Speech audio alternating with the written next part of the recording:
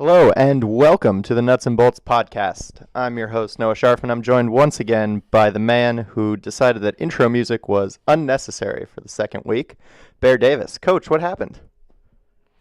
I don't know. This start to this podcast is way too formal for me. I got to start talking something about gibberish. Some gibberish here. Speaking of gibberish, let's just get right into it. We were on air live last week for a Wilmington lacrosse game against Wabash, and it broke down to just a lot of gibberish, mostly about us and cookies. Tell me first about the cookies, and then we'll get to some lacrosse. I'm not going to get into it. I'm still trying to work off that bag of cookies that we went throughout the game, but it certainly it was a nice additive to sitting in the cold press box for sure. Now, the press box wasn't that cold. I mean, it could have been worse. It started off at a balmy, 45. I think we ended up by the end of the game. It was down, I want to say in the teens, maybe a little colder. All I know is if anybody was listening, it might have been the first game that they ever listened to, that the play-by-play was like a tennis match between you and I. Like when it was on your end of the field, you did the play-by-play. On my end of the field, I did the play-by-play. But, it's just like I watched the first episode of like Seinfeld, and no one really knows their role yet. Everyone's trying to fill it out, and it's a horrible – I'm like, this is going to be a horrible show. Maybe by the, seventh show, everyone falls into their character. I think that's how we'll be. So you mentioned something there about our listeners, and I just want to make a quick correction. To our listener, I am sorry. It was not our best effort. We're really going over the game tape and seeing how we can get better. We've broken it down from a positional standpoint, and I think you were right. The back-and-forth tennis match action probably isn't the right way to go about it. And I would say doing our homework and learning everyone on the roster and even some of the non-roster players that Coach Marzano is going to sneak in there. We should probably know number 17's name. And the day that we start getting paid for doing that, I will start investing all that kind of time into it for sure. Do cookies count as payment? Ooh, good question. Probably.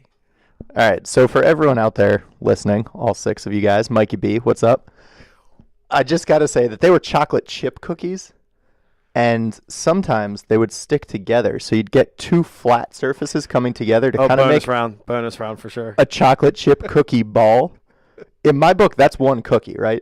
Correct. Just like if you pull a nacho off, that's one nacho, and the whole thing comes with you. If you get all the sour cream, that's luck of the draw. Absolutely. So as we were talking about, we were at the Wilmington game. And Coach Marzano is on our staff. He's also the only head coach in Wilmington College lacrosse history. And he's gone through something that you've gone through before, which is starting a program. So I wanted to take this first little time here and talk about the struggles, the positives, and everything that goes into starting a program. Yeah, it was great. I had the opportunity to speak with Coach yesterday, and they took a trip straight to Missouri right after that victory, and had the opportunity to play against Fontbonne and pull off the victory out there. And just talking to Coach and about his 3-year journey so far with Wilmington and building the program and going through those early struggles, and then now finally getting to start off 2-0 and see the guys start to feel like they're rewarded for their hard work, especially that those juniors that have been there from the start. And it's so fun to get to that point where you start to see the guys see the light at the end of the tunnel a little bit about the building of the program, and especially as a coach, because the patience that it takes to to know that there's better days ahead, and to keep driving and keeping positive, keeping your guys positive. And that's why I felt like telling Terry Rupert, the AD there, when they were looking for a coach and they were looking to build the program, realizing where Wilmington has some limitations, and where Dom as a coach could get past those limitations and build a winner there. And I think he's doing a great job of that there. So let's go way back in your coaching career. You've started a number of programs, some even at the high school level back when you were in college. And then after college, you if I'm not mistaken, started the Wheeling Jesuit program, right? So walk me through that. You get the job offer when they decide that they're having a lacrosse program. What's the first thing you do when your AD and your boss is telling you win lacrosse games and you don't have a lacrosse team, you don't have equipment, you don't have anything? What's step one? Well, you sit down and I think you have to kind of figure out what the school a lot. You have to go through and see what their mission is, what their student body's like, and that will help you. Look at rosters of other teams on your campus. Start drawing some parallels to what you're going to build. You look at the basketball team, you look at the football team, you look at where they're drawing kids from, talk to their coaches, find out what has been successful in their recruiting methods and Is that a little Freudian slip there? You want to recruit 6 foot tall kids? Yeah. You want to go to the basketball team. How do you get these 6 foot guys, plus in here? And I think, like a place like Wheeling Jesuit's very unique, with its, Jesuit affiliation and it's very community service based, and it's located in Wheeling, where there's, at that point there was like 2 high school teams in the whole state, of West Virginia. So it was a unique dynamic, and you have to go out and find kids that are going to fit that niche. And I felt like it was a challenge, but year 4 there we had 55-man roster. We were competing. We ended up being a top 10 team in the country, and a couple All-Americans, and the same thing. We went through the same woes as what Dom kind of went through right there, and Dom was a part of that process there, so he knows it from a player perspective. You get kids like Dom, who came there, has just a winning attitude, just very positive about things, and those kind of guys help you turn the corner. So one of the guys on our staff that's new this year, Nat St. Laurent, he's going through that right now at Ohio Northern, the process of building that program and getting it off the ground. If you have advice for a coach in that situation, what is the big takeaway that, other coaches in your conference aren't going to tell you because they don't want that advantage? If everyone out there's not listening and you're talking right to Nat, who's got that task in front of him, what's your advice? Well, the guys are going to want to come in and they're going to start talking about winning right away. Like you're going to sit down in a team meeting and you're going to say, okay, guys, what are some of our team goals this year? And the first thing they say is, well, we want to be undefeated. We want to win a national championship. And that's awesome. I mean, like when you got that kind of energy in the room, but as a coach, you got to, you want to pump the brakes a little bit on some goals that are maybe not something that you can measure, and put, something that they can do on a daily basis, and focus on things that they can control. And so I would say steer your goals towards obtainable, reachable goals on a daily basis. Like, how about show up to practice every day? How about let's get down to giving me your best effort in practice every day? How about giving me your best effort in the classroom? Let's work on that. And then what does that mean? Does that mean that you're going to go to study hall, not miss classes? And then you start looking at those things, and I think what's really cool about that is you can measure those things, and they're obtainable for the guys. Like, let's have our whole team not miss class all week long. Let's see if we could do that.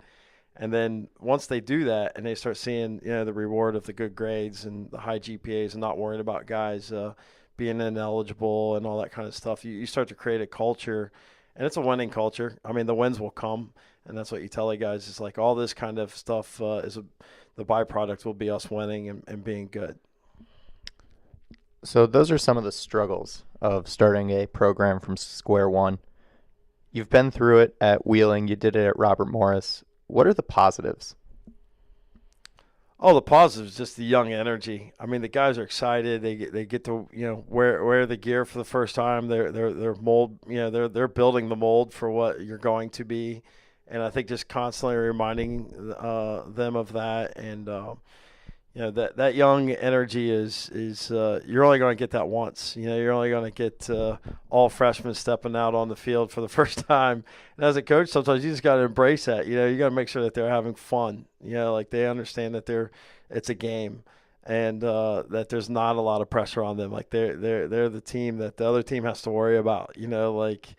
And if they get too caught up in what your record is and not looking at the daily progress, then that's when it's not fun. But as a coach, that's your job, is to steer them towards the future and keep them excited. What's your best memory from the first year of a program that you've had? Well, I think those are tough. I mean, like, I think, at Wheeling we did have some victories in that year one. I think at Robert Morris it was just probably just going home knowing that we got better. Like, there were some nights where you walk away and it's tough because maybe you didn't win the game, but you definitely can look back at the team and you could say, you know what, we did get better today. And I would say for me, it's just that challenge of being able to find that way to relay that message to the guys. Sorry, I was just pulling up your career coaching record and just taking a look over it. And I remember one of the things that you told me, I think before we had even met in person. I was working on the media guide last year, and I asked you for if you had any of your yearly records. And you said, Noah, let's not worry about that. I am the best, worst coach of all time. Yes. Yeah, and I think, again, like, I don't think that you can get too caught up in the record, especially when you've started programs. That's tough. Your ego probably can't handle that. I know someone asked me if I'd ever start another college program up, and I was like, I don't know if my ego can handle that right now. I mean, I think you look at the numbers and, you tell me if I'm wrong, but staying true to the process is important. At Wheeling, you went from 2 wins to 3 wins to 10 wins by year 3. And then at Robert Morris, the first year didn't go as planned, I'm sure, with no wins, then 1 win, 3 wins, 4. But then you're up to 9, 10, 9 again. So is that part of it as well, just staying true to the process and trusting yourself? Yeah, I think staying the course and just knowing, who your cornerstone guys are and finding those guys and really building around them. And, it's, even here, we started off when I came in, we won 1 game out of those 6. And just knowing that we were building a foundation for last year. And I don't get too caught up in the wins and losses. I mean, that, we that first year at Robert Morris, I mean, we had 2 home games that weren't on Robert Morris's campus. We played 11 road games, and we played with 17 guys. I was just happy that we finished the season. At that point, that we were able to have enough guys to finish the season and get through it. But there were some guys that were on that team that are currently playing in the NLL. And there was some great, some great character guys that helped build that foundation there that got us to a top 20 team. So you touched on it, and I think it's pretty accurate that starting a program is probably very similar to the situation the Machine was in not too long ago, being an expansion team. And just, you are awarded the club, and then 6 weeks, 12 weeks later, you're playing a game. You didn't have a roster before, so you're adding these players and trying to build the team into the philosophy that you want to see on the field. And, that takes time, and I think our fans that have stuck with us through the first 3 years were really paid off last year. The wins finally started to come. We made the playoffs for the first time, and you could see the team that everyone hoped that would be there in year 1 finally matured and became the team that, we all know the Machine to be these days. Yeah, there's a couple ingredients that go into that one consistent ingredient that I could say throughout whatever team I've had or been a part of is just the incredible staff. Like a staff that keeps that energy and helps you bring new things to the table. And I know that I feel like that's what we had. One of the, Coach Mariano, I've talked about before, several times about his abilities, and Coach Wolford's, he's been coaching forever, seen every scenario, and the Godfather. The Godfather. He has been adds great insight, and then obviously the young, fun energy of Coach Marzano and his experience too as a player and a coach now. So they all help mold that and then help find the right players. For the player side of it, it was just knowing their role. One of the things, just watching the expansion teams, I think what was tough was when you're new, not it's not like every guy on the team knows what their role is. What am I supposed to, what am I doing here? And and I think this explaining at one point last year we went through offensively at least and wrote out each guy's role, and that was after our Florida game where we just got Logan back and Tommy just came into the lineup, and you could just see that everyone was very, very talented, but they just really were trying to find themselves within the six out on the field, and just sometimes just scripting it out and saying, look, don't try to do too much. Just master your role. And the other five guys are pretty good too. And then as we started developing, you saw the end product was pretty talented. So I want to kind of change course here. We're a few weeks away from the start of the season. Training camp's just around the corner. I'm a little nervous to say it's under 10 days away. These single digits, they scare me. So we got to get ready for that. Let's take a look at, what I think every good coach is going to tell you is the cornerstone of a team. We looked at goalies last week. We're going to look at the defense this week. Give me a big 30,000 view of what our defense looks like coming back this year. Well, last year, we did Greg Bice retired, so one of our veterans, guys that have been there, will not be there. And then with trades and making some moves, we lost a couple other returners. But the guys that are returning that we have, we're real excited about them. We feel like they can carry a lot of the load. We picked up, Stephen Waldeck late in the season last year, and after we got him, we could just see a change in our defense as far as mentality and physical play, and it just brings an incredible positive energy to the team. And we picked up Farrell last year coming into the season, and our transition game went up, and I think our goalies are real comfortable with throwing the ball out to him, and in my mind, I've coached a lot of transition. I've coached up and down teams. I've been a part of teams like that. I don't think anyone understands the transition game better than Brian Farrell, and I can honestly say that he's a coach on the field. When the ball's coming down the field, he's directing traffic, and he understands that part of the game at a very high level.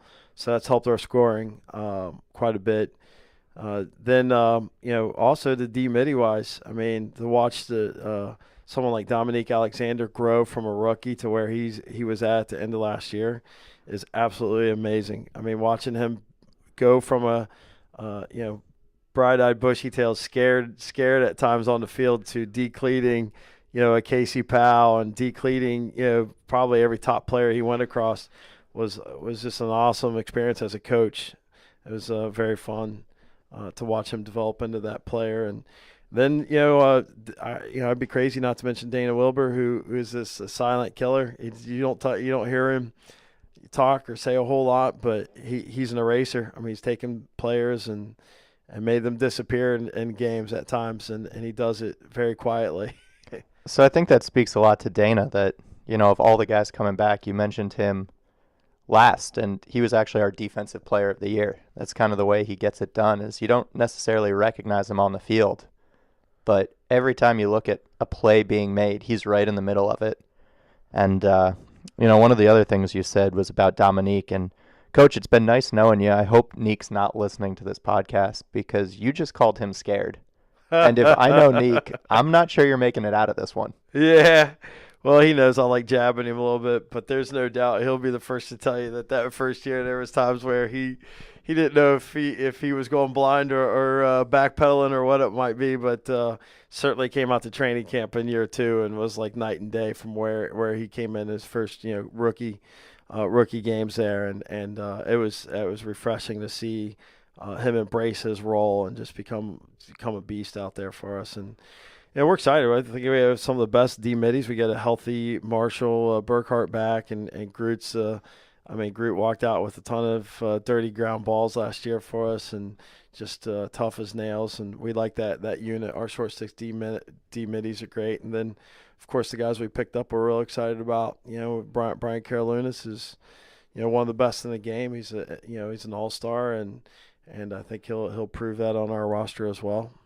What can our fans expect from some of the new guys? I know you just mentioned Karolinus, who we traded for from Boston through New York, essentially. And then We have some guys that were on the roster last year in Stephen O'Hara, Jackson Place. Jackson got into a game at New York last year. Stephen spent the majority of the season on the college roster. And then someone like Ty Souders. How do you see those guys fitting in at camp this year? Well, our camp roster is very exciting. I mean, we really have one spot at base defense that we're looking for someone to step up and grab that. So the competition is going to be at a really high level. And Jackson did get some game time and looked awesome. I mean, like any player, your first game out, you're going to get lost at times, but his recovery and his ability to learn throughout a game was pretty good. And so that made us say, hey, we got to have this guy in camp. We want to let him compete for that spot coming in, and we have O'Hara coming in from Notre Dame, who we weren't able to get in last year that we drafted, and excited about him and Souders and Roger Ferguson's tough. I mean, I go down the list. I mean, we just got a lot of talent coming in, and probably collectively some of the best talent we've had, in a training camp, at least balance-wise. So we're talking a lot about the defense. We'd be remiss to say their best chance of, making the squad is almost having a good camp shutting down the offense. Offense in this league tends to win 9 times out of 10. It's almost like baseball where, you're a Hall of Famer in baseball if you fail 70% of the time at the plate. So what's the hardest part about playing defense in this league? Playing defense in this league is the hardest part. I mean, everyone's so darn good, man. You start looking at the offensive talent in this league, and Coach Mariano and I talked about, even the best defensemen, there's maybe after the top 2 or 3 guys who are just the best of the best and the shutdown guys. Everybody else, you're looking at a guy that you hope only gets beat 3 times a game. Then there's the next level after that, and then you start getting it gets pretty muddy about talent. But if you're out there and you're only going to get beat 2, maybe 3 times a game, you're a really good defenseman in this league. And that's once you start getting beat 4 or 5 times, now you're in the mix with everybody else out there. But and that's what's tough is, sometimes those times you get beat are really glaring, and you're like, oh wow, that guy's not very good. Then you watch the whole tape, you're like, hey, you only really got beat once. And you're like, that's pretty good in this league. I remember that happened to Dana in Rochester, our second to last game of the regular season. I think it was their first possession. He's on Jordan Wolf, and Wolf just comes around from X, just right past Dana, burns him. First shot of the game right by Fipsy, and they score. And you're like, oh, it's going to be a long night. But that was the only time Wolf beat Dana the entire game. So if you look at that, you got beat once, but if you shut a guy out like Jordan Wolf the entire game, you've pretty much done your job.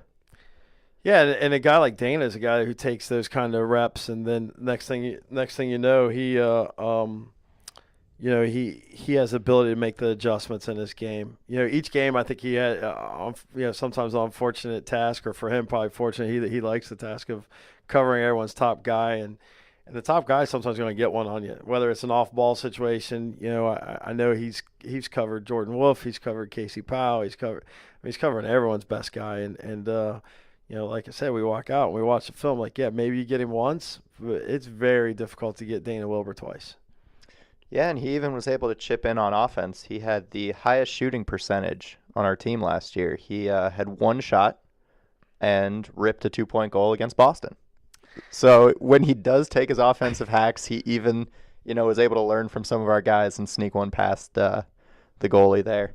I want to take a moment right now and thank the people that make this wonderful show possible. Bear and I get together and do this every Wednesday night, but we got to thank the people that force us to do this. We do it for free, really, but we probably wouldn't record it at that point. So I want to thank American Bistro 1808 up in Delaware, C12 Lacrosse, CG's Auto Body, Chubby's Sports Grill, Midwest Lacrosse, Yabo's Tacos, Stas Brewing, and of course, the Lacrosse Show on AM 1230 in Columbus every Saturday morning. Bear, it is time for what is becoming an annual, do you say it, or weekly event here on the podcast. It's time for trivia. Well, let's get after it. I'm ready. Last week, we kind of went with the sports theme. This week, in honor of Hyla starting up, you're coaching your boys' youth team out there. We're doing trivia all about Hilliard, Ohio. Oh, wow. Wow. Oh, wait, you mean I studied Mighty Ducks all week, all the stats from Mighty Ducks, and now you're going to change it up on me? I mean, I can throw a Mighty Ducks question in there. Man, I'm so disappointed in my research for this week's trivia. It's all right. Team Iceland will forgive you. All right, Bear, you grew up in Hilliard. You now live back in Hilliard. Who was Hilliard named for? Well, Hilliard's station, it was a train station, and I can't tell you how it got the name Hilliard. I just know that the original name was Hilliard's Station, and I only knew that because the old scoreboard in the old middle school used to say Hilliard's Station on it, and I'd always ask my dad, who was a railroader, what is Hilliard Station? And he told me the town only existed because it was a railroad yard. So that's as far as I go for my history. Have no idea why it's named Hilliard, though, unfortunately. I feel like if we're keeping score at home, which we are, I'm going to give you 3/4 of a point for that because that's pretty solid. Like, that's what this guy did with the land. But I was really looking for who the guy was. The guy was John Reed Hilliard. Oh, I was going to say John Hilliard. I was going to say John Hilliard. You probably had like 100% chance of guessing that Hilliard was in his name. Yeah. Considering it's named for him. I was going to say John Hilliard because the other chances that his name was John. There's a pretty good chance. So John Reed Hilliard bought the land that is now the city of Hilliard in, do you know when? This isn't part of the question. 1847. Actually pretty close. 1852. Yeah. In what year did Hilliard, Ohio officially become a city as recognized by the state of Ohio?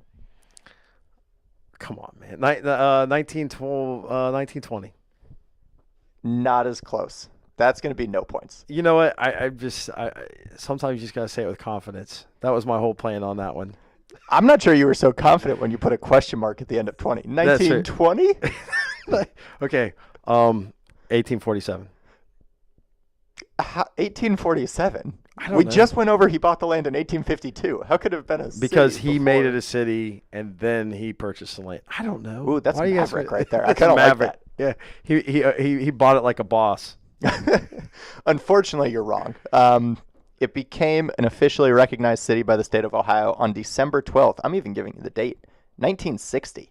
1960? So it was a village or a town or something that wasn't really a city up until 1960. So that's over 100 years. What I'll do is I'll pay more attention to the sign, Welcome to Hilliard sign, when I go home. Well, now it says a city, but then I don't know. Maybe who knows? According to the 2010 census, with an estimate for 2012, because that's what I was able to find, what is the estimated current population of the city of Hilliard? Oh, come on. Next question. Well, how are you supposed to do this? All right. Well, there are like 6 billion people in the world, so go under that.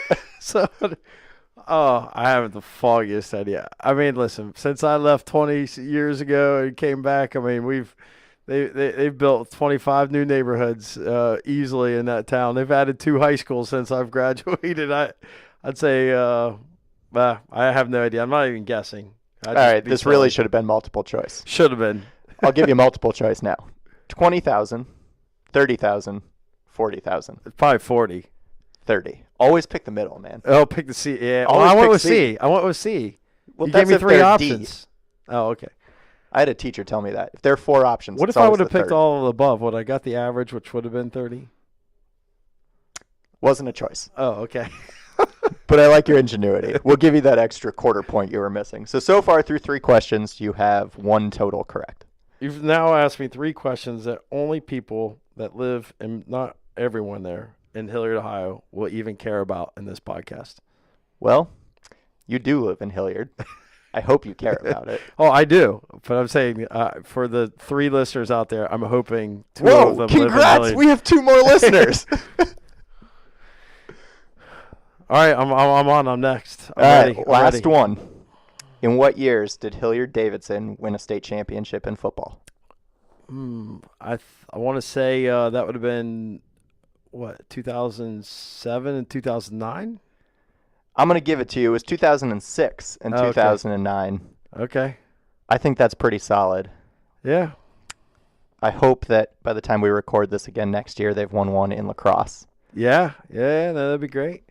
And with that, Coach, I want to say thanks for joining us again. To all of our listeners out there, thanks for tuning in. We'll see you next week on the Nuts and Bolts Podcast.